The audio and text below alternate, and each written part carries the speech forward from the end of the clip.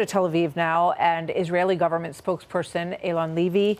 Mr. Levy, thank you very much. It's good to have you with us today. You know, I wonder what goes through your mind as you listen to this back and forth in America.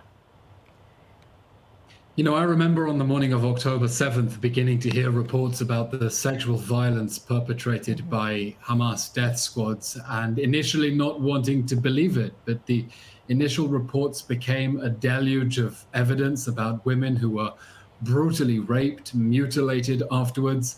And now we're seeing with this important event at the United Nations, with that critical support from Sheryl Sandberg and Secretary Clinton as well, making it absolutely clear that this is beyond reprehensible. And this is really a shocking reminder of why Israel now has no choice but to go to the end and topple the Hamas rapist regime, because there can be no impunity for people who use sexual violence against innocent women and girls. And we expect everyone, people who maybe till now have not completely condemned Hamas's atrocities or tried to find excuses or have been trying to tie Israel's hands and stop it from defending itself, to understand exactly what we are fighting against and understand that we are fighting for humanity in the most basic sense of the right of women and girls to be in their homes, to be at music festivals and not be raped by mass terrorists.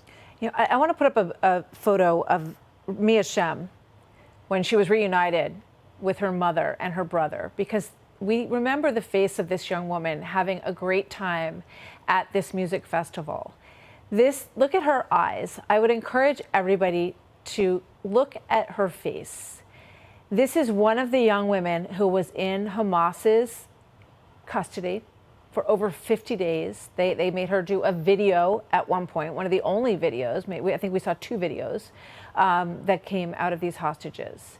But I would just ask you to look at her eyes and think about the experiences that these young women have been through and how many years, and I don't know specifically what happened to me, we hope this did not happen to her, how many years it's going to take to get back to normal. But then you hear Congresswoman Jayapal, and she says, yes, but Israel. And thousands of people, Palestinians who have been killed. And I wonder what you would want, what would you want to say to her in answer to that, sir? There is no yes, but after rape. Rape is not legitimate in any circumstances whatsoever, period. Rape is not resistance.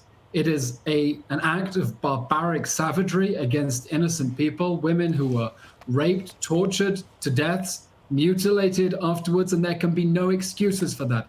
And it's not enough to say we completely condemn Hamas's atrocities against Israeli women. By the way, at no pro-Palestinian protest anywhere in the world has anyone ever uttered a word of condemnation against the Hamas rapist regime.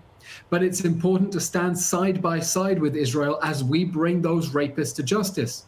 Because anyone who is trying to call for a permanent ceasefire that leaves our hostages in Gaza and Hamas in power is saying that the rapists who perpetrated those atrocities on October 7th should get away with it, should not face justice, and should be free to reoffend, as Hamas is telling us it wants to do October 7th all over again. And we're not going to do that. We're going to stand up, this whole country, for the women and girls of this country, and we will bring the Hamas rapist regime to justice. Thank you. Thank you for that. Before I let you go, a quick answer if you can. You know, when you listen to this back and forth, are you worried that the United States is waning in its support?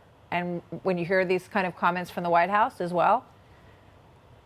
The U.S. administration and the American people have been unwavering in their support for Israel from day one. They're understanding that we have a duty to defend ourselves against these barbaric atrocities. And that self-defense means bringing down the terror regime responsible for the October 7th massacre. President Biden has been very clear on that, leaders from both parties, and we're confident that that will remain because the American people understand what happened on October 7th, those barbaric atrocities. They understand that cannot go unanswered, and that has to be responded to with the downfall of the Hamas terror regime. Eylon Levy, thank you very much. Israeli government spokesperson. Good to have you with us, sir. Thank you. Hey, Sean Hannity here. Hey, click here to subscribe to Fox News YouTube page and catch our hottest interviews and most compelling analysis. You will not get it anywhere else.